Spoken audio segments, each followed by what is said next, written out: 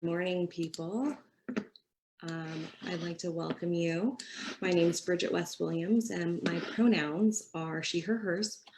I am on the board of directors for the League of Women Voters Wichita Metro and co-chair of the membership committee. I'm here to host today's webinar in collaboration with the League, Equality Kansas, and the University of Kansas School of Law Legal Aid Clinic. Earlier this month, we did celebrate the 100th anniversary of the ratification of the 19th Amendment that made it unlawful for people to be denied access to voting on account of sex but not race. Now, 100 years later, Black women have the right to vote, yet their voices are often suppressed by things like unfair redistricting practices and voter ID laws.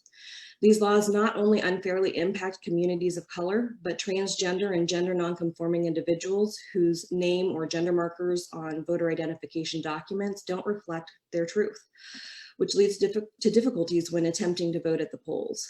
Today's event will help individuals navigate the confusing process for changing their name or gender markers on their identification. Excuse me. The League of Women Voters envisions a democracy where every person has the desire, the right, and the knowledge, as well as the competence to participate. Eliminating barriers to voting, including the transgender and gender nonconforming community, it's core to our mission. The League of Women Voters is a nonpartisan political organization, open to all people regardless of their gender identity or gender expression. We encourage the informed and active participation of all citizens in the government, and influence public policy through education and advocacy, which is part of what we're here to do today. Equality Kansas was established in October of 2005, and its mission is to end discrimination based on sexual orientation and gender identity. They work toward their mission through education, public policy advocacy, and political action. Since 2012, Tom Witt, one of our wonderful guests and panelists today, has served as executive director. His duties include lobbying the Kansas State Legislature, managing the day-to-day operations of the organization, which has chapters across the state, and he provides advice and logistical support to statewide and chapter leadership. Some of our other panelists today are from the Legal Aid Clinic at KU Law, which offers students the opportunity to fine-tune their lawyering skills in a fast-paced live client setting. Today's clinic discussion will be led by Meredith Schnug. She's the clinical associate professor of law, and she has two of her current law students who represent individuals under the careful guidance and thoughtful teaching of supervising attorneys. The clinic faculty does strive and assign cases that offer the greatest opportunity for impact in the communities they're working in and growth for those students. They focus on social justice issues, much like we're going to discuss today. Meredith, Delaney Hegert, and Ellen Bertels will consult with community members one-on-one later today and offer those services directly. Tom Witt is highly regarded as one of the state and region's foremost LGBTQ rights advocates and experts. Thanks for joining us today, Tom. We're going to lead by asking you to give us a nice summary of what the current status of those rights for LGBTQ community members are here in Kansas. Good morning, Bridget, League of Women Voters and fellow Kansans. It's nice to be here via Zoom this morning.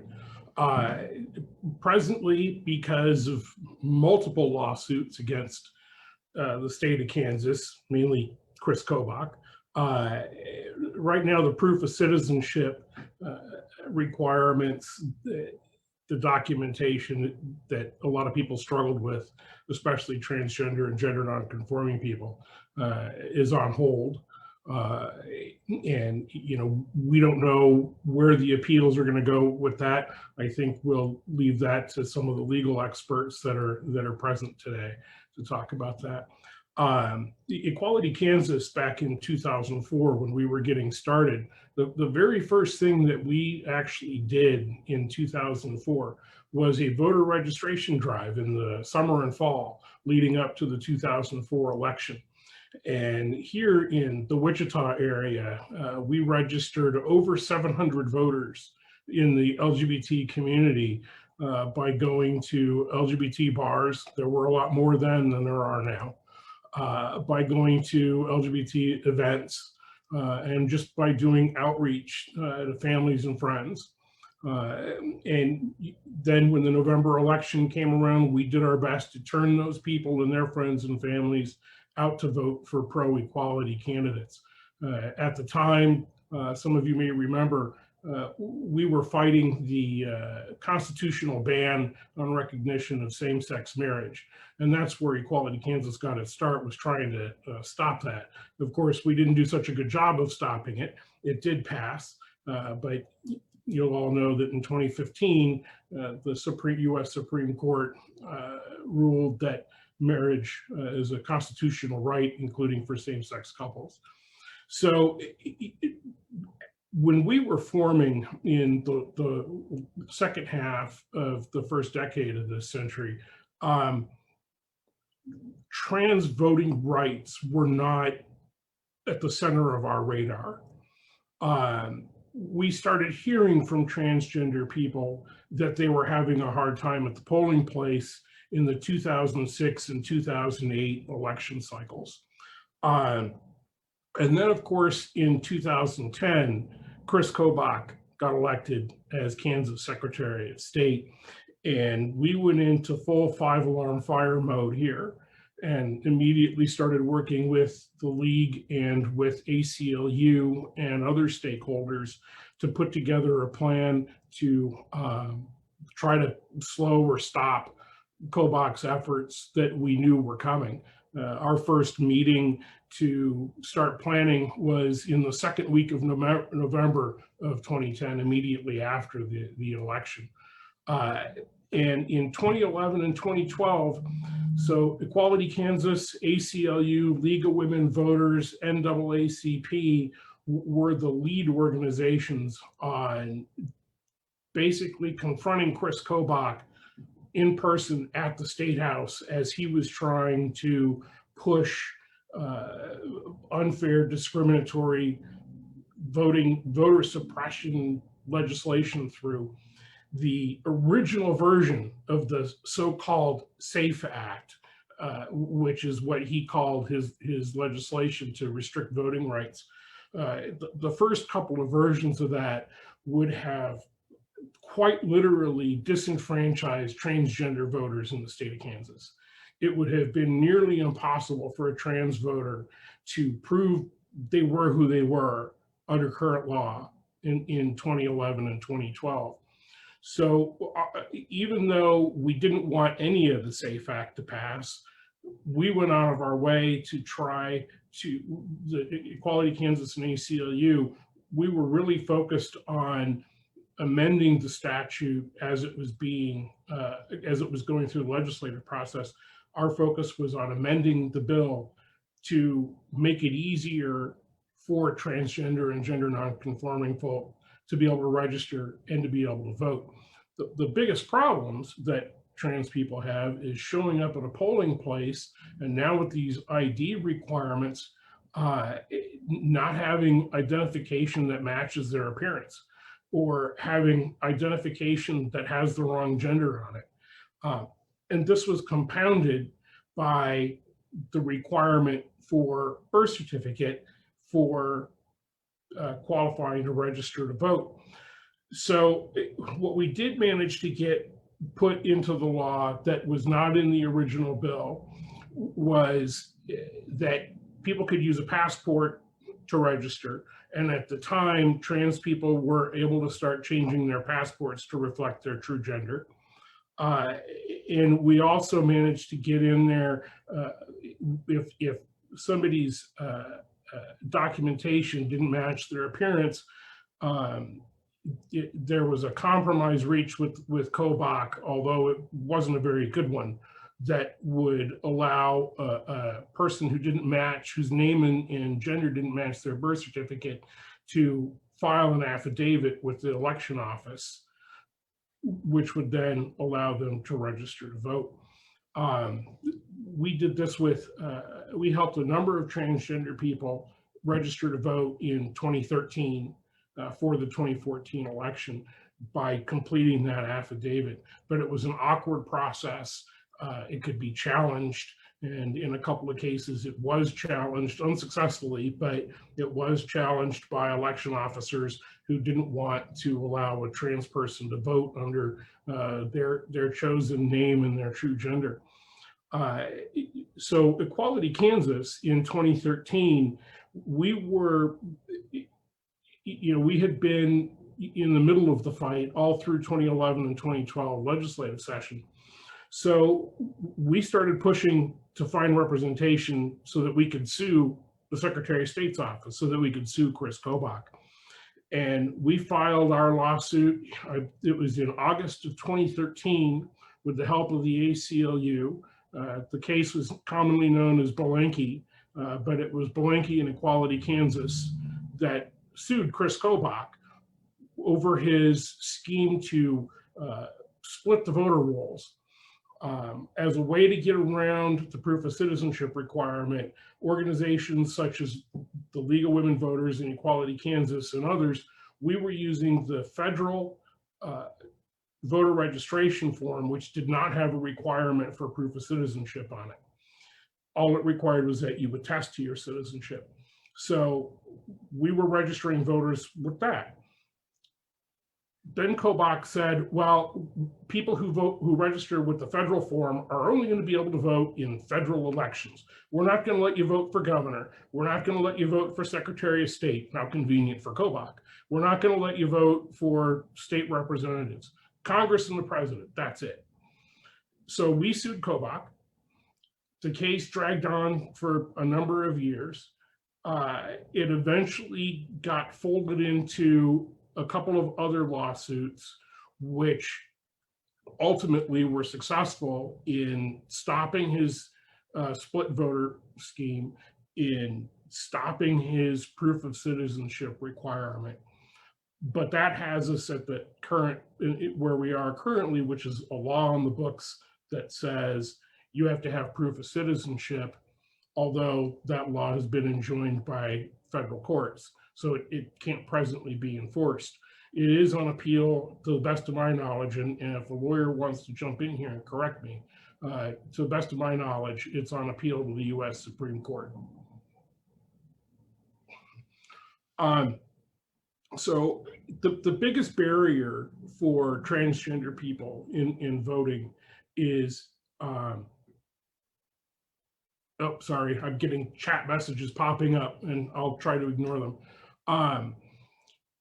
The biggest barrier for trans people voting is people who are transitioning and have not updated their driver's license or other form of picture identification, may not match the appearance on their identification, or their name and gender on their identification may not be who they are authentically.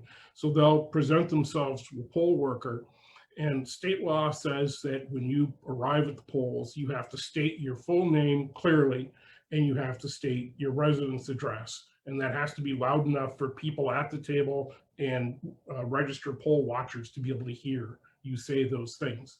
And then the poll worker looks your name up, and if you're in the rolls, you sign the book and you go vote.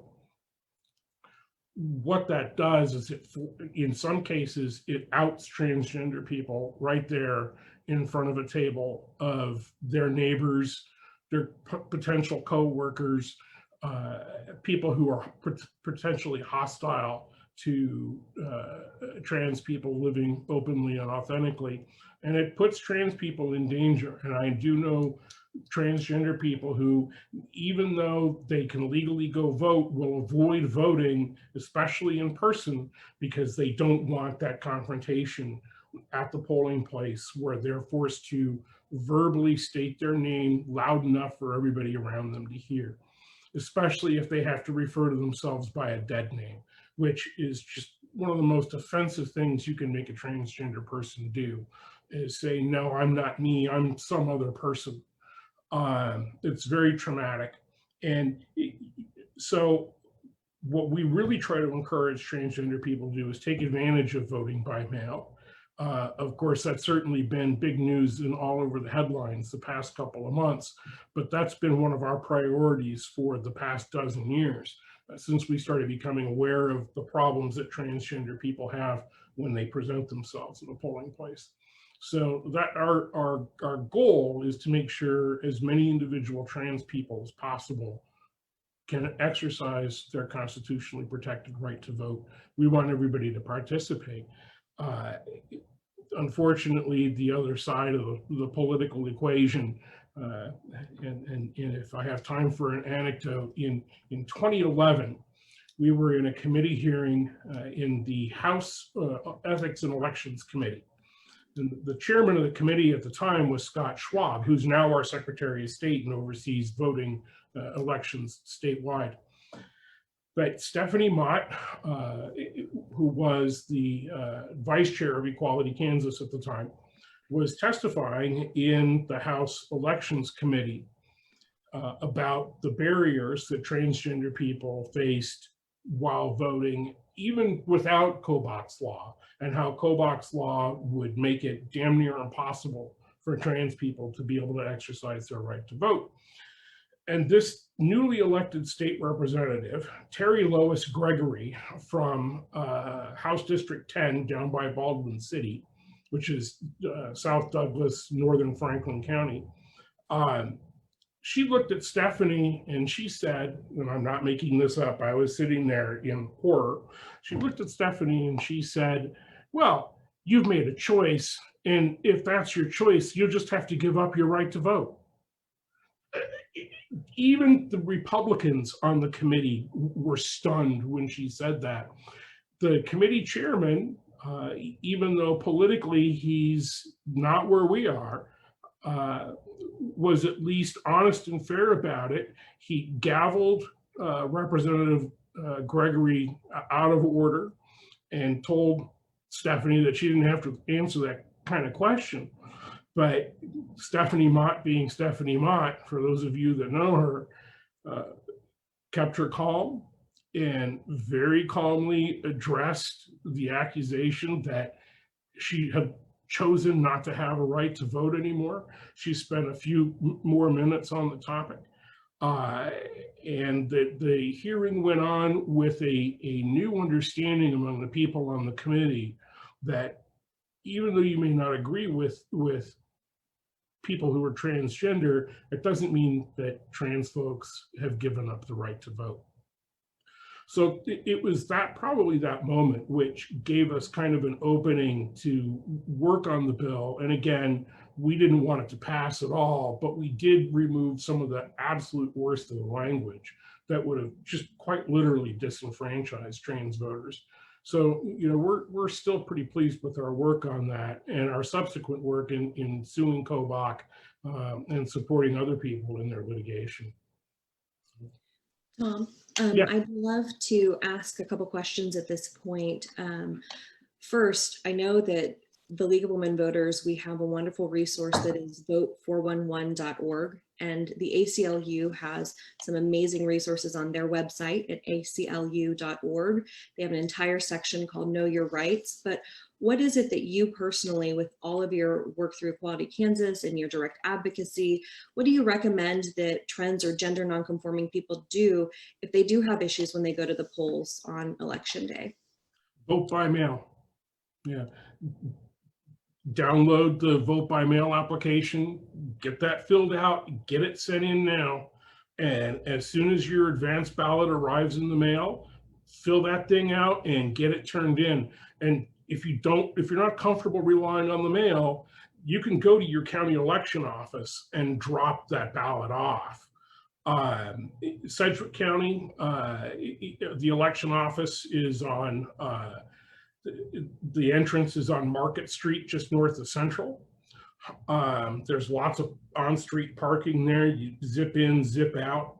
Other counties have lock boxes out in front of their county courthouses. Bigger counties have separate election offices. Smaller counties, the election office is in the county courthouse. But they're all going to have drop boxes. So you get that ballot filled out and get it turned in. Apply now, don't wait, because if you wait to apply for your advance ballot, and I'm sure other people are going to be saying this after me, If you wait to fill out to request your advance ballot, you may not get it in time with all the turmoil in the Postal Service.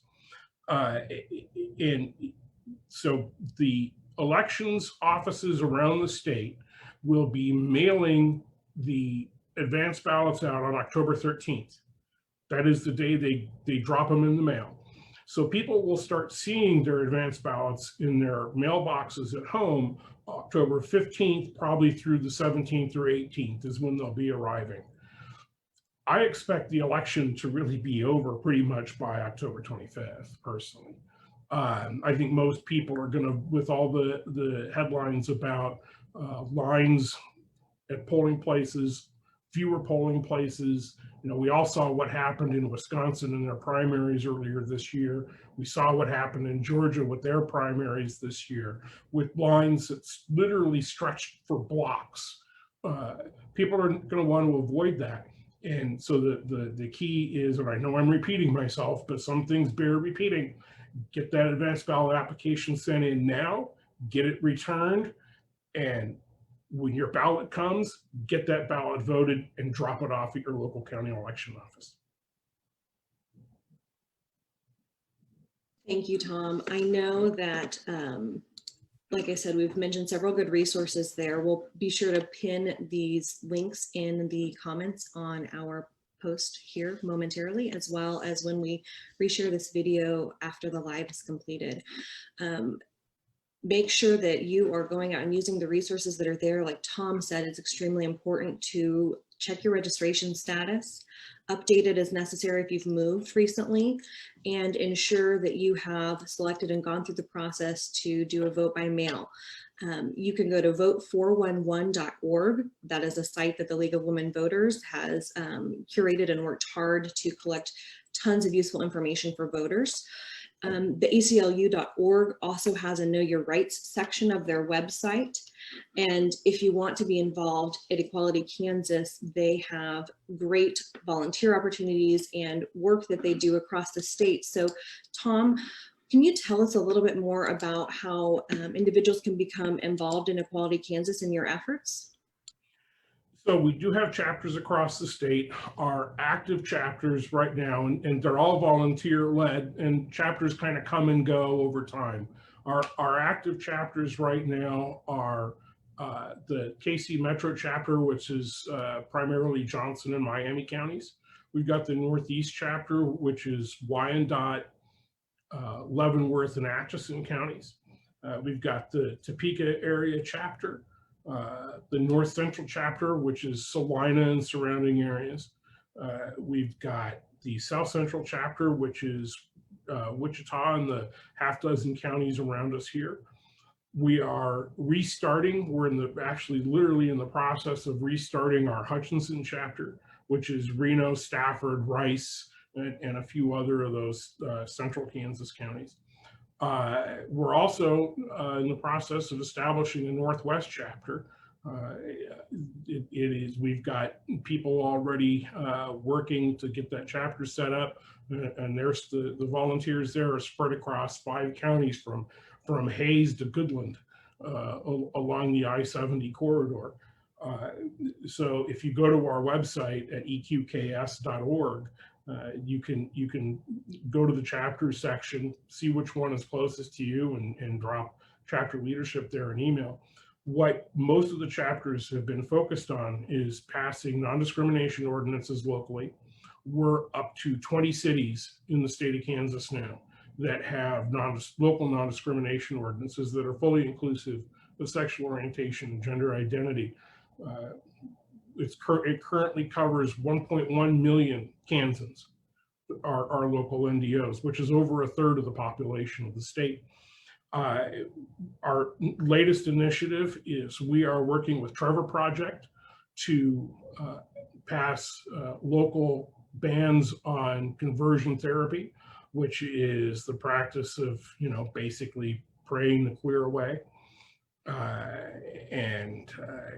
We've gotten an ordinance passed just earlier this year in the city of Roland Park, which is one of the smaller bedroom communities up in Johnson County. And we are currently working on the behind the scenes work in a number of other cities, working with city staff and elected city leadership, mayors, commissioners, councilors, to get ordinances drafted and start moving them onto the city agendas. So that's our big push right now at the local level. Great. Thank you so much, Tom. I'm going to wrap up here. I so appreciate you being here today. Just to reemphasize some of what Tom has said today, and that aligns directly with the work that the League is doing locally in Wichita, as well as across the state of Kansas, is to ensure that first, you're checking your voter registration status and updating it. You can do that at vote411.org. Know your rights before you go to the polls at the aclu.org. You can also find more information at your county election officer's website. Equality Kansas has done great work since about 2005 here in the state, and you can get involved or become a member of Equality Kansas at eqks.org. So take your time, jump out there and take a look at those sites. The League of Women Voters for Wichita Metro, along with many other local leagues across the state, are hosting marches to the polls. They're doing this in a safe virtual way on their social media channels, and using all of those resources and newsletters that we have. The best thing that you can do is you can join your local league. For Wichita, you'll go to lwvwichita.org. If you want to know more or find your local league, you can also go to lwvk.org for the League of Women Voters Kansas. These March to the Polls are awesome. Some of our local leaders and volunteers here in Wichita are doing car caravans where they are registering voters in community areas safely, masked up, and with all the protections necessary. They are doing it from the comfort of their vehicles. They are doing it in a distanced manner when they are getting out and handing out voter registration information to people in some of our communities that have shown to have lower voting turnouts. So please take the time, get involved, know what your rights are. Visit vote411.org to find out more. If you'd like to get involved in any of those volunteer efforts or the marches to the poll, you can visit any of those League of Women Voter Kansas websites, or you can find your local league on Facebook, which is where we're hosting this wonderful event today. So I'm going to transition us now to a little bit more discussion, and I'm going to have Meredith Schnug of KU Law. She's going to be joined by Delaney Heegert and Ellen Bertels, who both are current University of Kansas School of Law students enrolled in the Legal Aid Clinic. After the conclusion of today's webinar, the 3 team members from the KU Law Legal Aid Clinic will be meeting with individuals to assist them in their personal journey to align their name and gender markers with formal identification and documents. This process, as Tom mentioned a few times, can be challenging for people to work through. They can take a lot of time. It's cumbersome if you don't know the process, the steps, and all of the requirements needed to complete the effective change on those documents. So first and foremost, I want to thank Meredith and Delaney and Ellen for being here today, and for taking the time to not only do this public talk on what it takes in the general process and status of things here in Kansas, but they're going to take time out of their Saturday morning to meet with about 8 individuals who are interested in potentially being involved with them as clients through the legal clinic, or who need direct advice or assistance in their journey.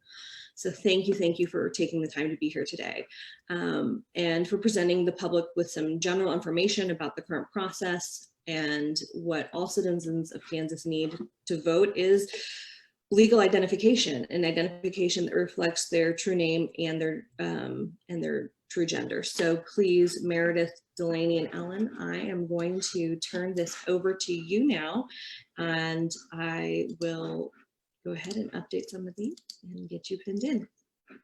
Thank you.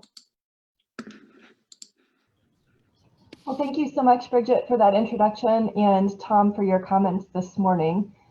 Bridget, we have some slides, and I can either share my screen, but I think I need that capability turned over to me, unless you are going to do it on your end.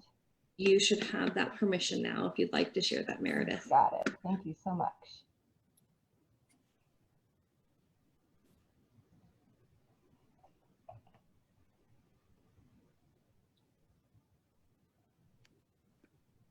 Okay, well, thank you again. All three of us are thrilled to be here, and I will just clarify that Ellen and Delaney have been working in partnership with the Legal Aid Clinic for the past year to help do some great work around the state of Kansas. Ellen is currently enrolled in the clinic, and Delaney, we consider you an honorary member, although you're not technically enrolled. We appreciate all of the work that you've been doing in conjunction with the clinic. And so to start, I'm going to turn it over to Ellen, and we are going to review some processes in Kansas that folks can use to change gender marker and names. Ellen, take it away for us. Hi, everyone. Like everyone said, I'm Ellen Bertels. I'm a third-year law student at KU, and we're just so excited to be here today, so thank you for having us. So as everyone has mentioned, I don't want to duplicate too much, but we provide pro bono gender marker and name change representation in the state of Kansas for low-income trans and non-binary people. And it's the great joy of my life to be able to do that. But it's really critical, as Tom, I think, made really clear, that people have accurate ID, especially in a state like Kansas, which is a voter ID state. So you have to have a driver's license or a passport at the polls. And while these voter ID laws don't necessarily require that your physical presentation and your gender marker say match, it's much, much easier to vote when they do. So we hope that the work that we do can make it possible for people to vote more easily and with less frustration and with less surveillance by voter administrators. So first, I'm going to talk really quickly about the gender marker change process in Kansas. Because as of 2019, the summer of 2019, this is actually a newer and much easier process. Prior to 2019, it was not possible for people to change their gender markers on their state-issued birth certificate, but thankfully a lawsuit made that possible. So I'm going to talk you through the really quick process here. So whereas a name change is a legal change, so you have to go to a court and present a petition, a gender marker change is actually just an administrative application you send to the state, and the state sends back basically your amended birth certificate. So you have to have a couple different pieces of information. First, there's an application that you fill out. This is on the Kansas Vital Stats website. It just asks a couple questions about you and about what name is currently on your birth certificate so that they can find your birth certificate. Then you fill out an affidavit that you are the person and that you are doing this for good reasons and because it's an authentic change. And then you provide the state with a copy front and back of a state issued ID. So this can be a driver's license or a municipal ID or a passport, but I think driver's license is the most common. Finally, you send $15, a check or a money order, but not cash. And you put all that in an envelope together. Now, the fifth thing that they need for a gender marker change is where most people get caught up. The other four things, really easy to access for the most part, pretty straightforward. But the fifth requirement is a certification from a health professional that that the person who is applying for the gender marker change has a genuine gender identity that is not currently represented by the gender marker on their birth certificate. So we get a lot of questions about this, I think rightfully so. The question usually that we get is whether you have to have a gender dysphoria diagnosis to be able to apply for a gender marker change in Kansas. We don't have a clear answer on that. What we tell people and what Vital Stats has supported that we tell people is that a gender dysphoria diagnosis does work. So if you have a doctor's note from a doctor that says, or a healthcare professional that says this person has gender dysphoria, that works, but you don't necessarily need to have the diagnosis so long as you have a letter that has the exact language on this slide. So the little green box in the corner. As long as there's a letter that has this language in it from a healthcare professional that you can provide to the state in your application, you should be good. So it's a gender dysphoria diagnosis is sufficient, but not necessarily required. We also know that it's really difficult to access healthcare for a lot of people, and especially healthcare that is trans affirming. So we've been working on trying to make connections with healthcare professionals who are happy and enthusiastic about working with trans people, but we know that that can be a barrier.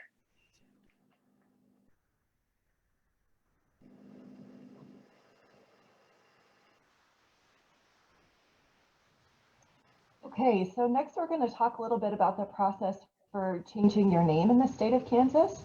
Ellen reviewed the administrative process for changing a gender marker. A name change does require a court order. So this process involves filing something with court and having a hearing, and then a judge issuing an order to change your name. The petition process is actually pretty basic and straightforward as well. The petition only needs to include a little bit of information. So the name that is on a person's birth certificate, as well as the name that the person is requesting to have going forward.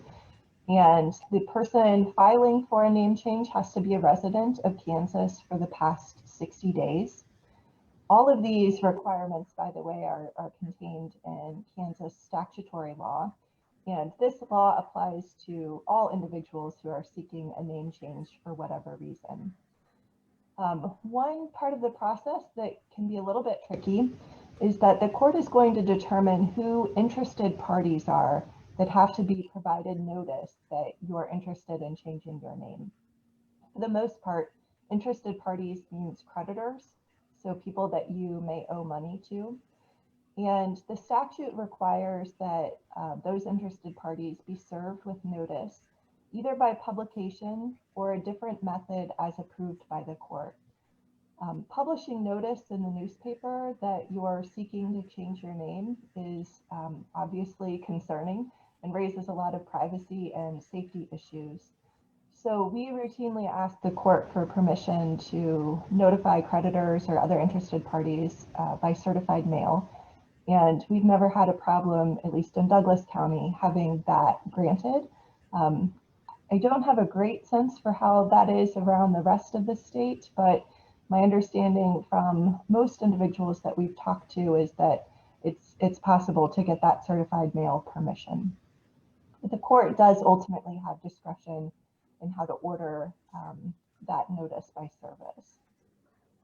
And then finally, depending on the court's preferences, usually the case is going to be scheduled for a hearing. And at that time, the judge will ask the petitioner questions just to verify that the allegations in the petition are true. And then the court is required to grant the name change as long as there is reasonable cause for that change. So that reasonable cause requirement is a really low bar. The court should not be substituting their judgment as to what is a reasonable cause for a name change. As long as there is some assertion of why the change is reasonable, then that order should be granted. In our petitions, we work with our clients to decide what language they're most comfortable using. So some folks want to indicate in the petition that they want a name change so that their name aligns with their gender identity. Other times, we just use language that the name change is granted or warranted because that's the name that a person is commonly using with their friends and family at school or work. And both of those reasons are absolutely reasonable cause bases. We haven't had any issues getting name changes granted for those reasons. One other thing I'll add on this process is that because it is a court process, there's a filing fee involved, which is about $195. If you have an attorney representing you, it's $197 because we have to use the e-filing system, and there's a filing fee added to that. But one important thing to note is that you can get that filing fee waived based on your income if you can show to the court through an affidavit that based on your income, you cannot afford to pay that filing fee. So really important to keep that in mind, that you should not be barred if you qualify for a fee waiver to still be able to file that. The last thing I'm going to review here real quickly is just a comparison with the information that Ellen had provided about the differences between changing your name or your gender marker. So as we discussed, you need a court order to change your name, but you don't to change your birth or your gender marker on your birth certificate. There's some kind of tricky jurisdictional issues that come up as well. To change your name in Kansas, you do need to be a resident here, but changing your gender marker on your birth certificate is just based on whether you have a Kansas birth certificate. So if you have a Kansas birth certificate, but you currently live in Nebraska, you can change your gender marker here, but you would need to look at Nebraska law for how to change your legal name. And then the last two columns,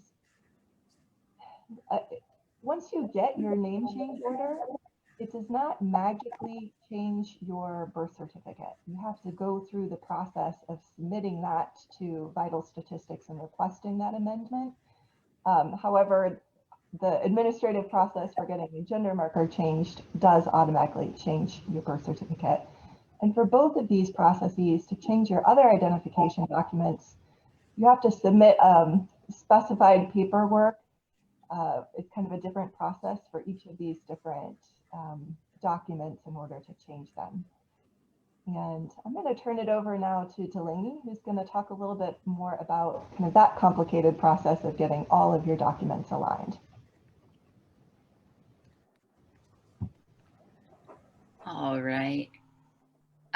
So as Meredith just said, what we're talking about when we're talking about changing name and ID on your birth certificate, that's what the birth certificate is, what we call a breeder document. So, you know, once you have made those changes, then there's kind of changes that flow after that. So obviously there's lots of other documents that you will need to update, and they have varying processes. So we try to make this as easy as possible to go through, but really there's a lot of helpful resources. So we want to make sure that if people have questions, we've got links to give you. So definitely reach out.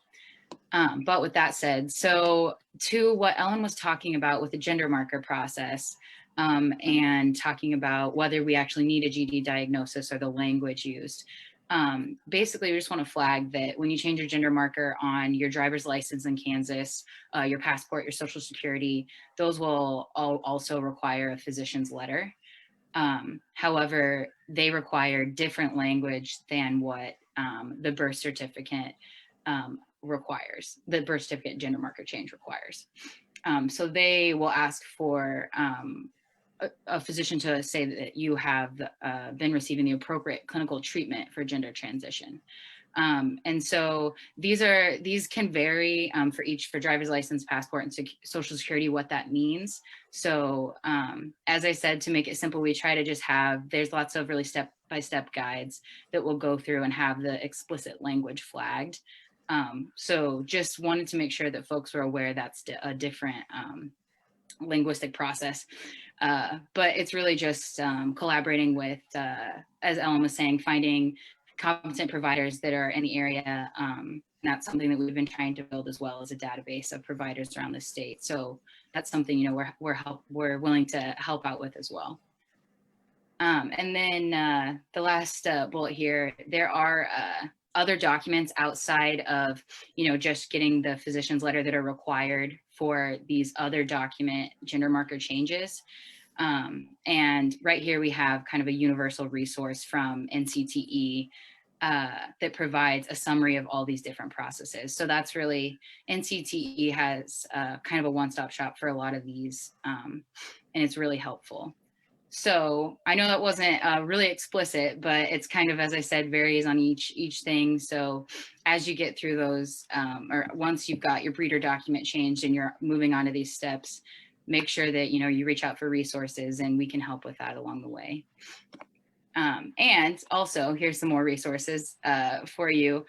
The Kansas Legal Services, KLS, collaborated with us to get some really helpful step-by-step information about the gender marker change process in Kansas on their website. We've got a lot of frequently asked questions on there as well. Documents are uploaded, so they're linked on that website. So that's super helpful. And then, as I said prior, NCTE has an identity document center that's kind of a big hub of a lot of really helpful resources. They also have specific information on passports on there as well, if that's something that you're looking for. So thank you so much for letting us go over all this with you. And I'll let Meredith maybe speak a little bit more, but I just want to say I'm really honored to be able to be on this panel and be talking about these issues that are so important to LGBTQ folks in the state. So I'm excited that we had this opportunity. And I think I'll just add that this process can take a while to get everything in order and updated. And if you're thinking about updating in terms of for this election, probably you wouldn't be able to get everything done by November just because of the time it takes for all of the different processes. The other thing to keep in mind is that although you don't need a court order to change your gender marker on your birth certificate, if you're also planning to change your name, it may make sense to change your name first to get that court order, and then do the process of changing your gender marker along with your name at the same time. And that way you don't have to pay any administrative fees 2 times. You just go through the process of amending everything at once. We're happy to answer specific questions. We put a number up there for the Legal Aid Clinic. If folks have any questions about how to go about those processes, or if they want to reach out to us to see if we can help with the name change, we're happy to do that. Thank you so much for having us today.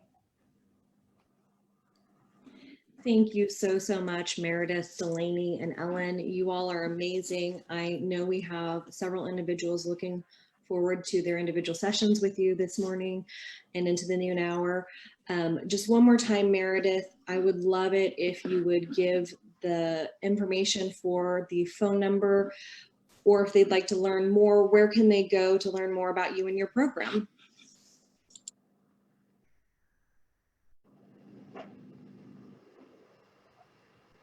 Yes, I'll put in the chat box the number for the Legal Aid Clinic, and you are welcome to call that main number. The one caveat I will give is that we have had a lot of requests for help, so we will return your call. If we have a large volume of calls, we'll let you know kind of what a timeline would be when we would be able to individually assist folks or file papers in court. But please feel free to reach out to us, and I'll type that in the chat box now. It's the Legal Aid Clinic at KU Law, and the number is 785-864-9291, and I'll type it now. Thank you so much. You all are amazing, and we've really appreciated everything that you've gone over today. Just a reminder for everyone before we wrap this up today, you can check your voter registration status or update that status at vote411.org. The League of Women Voters puts this together and has some great voting information for you out there at that website. You can also learn more about how to know what you need to do for your day at the poll or to know your rights at theaclu.org. If you would like to be involved with the efforts of Equality Kansas in our state, please visit eqks.org. You can also join your local league and find out more about the League of Women Voters at lwvk.org, or find the Wichita Metro League at lwvwichita.org. Please take the information that's been given today and run with it. Engaging voices and voting is pivotal to the mission that the League of Women Voters has. We want everyone to have the right to vote. Request your advance ballot now, don't wait. Visit vote411.org and return your ballot ahead of Election Day. Like Tom said, you can do that at your county election office or with a single stamp through USPS. Although many experts are currently recommending you take your ballot directly to your county election office if you are able. Thank you for joining us today in our shared mission to help ensure that all citizens have the right and the opportunity to vote. Be sure to check your voter registration status, register to vote, and have a plan for Election Day. To learn more, visit vote411.org and join your local league today. Thank you so much.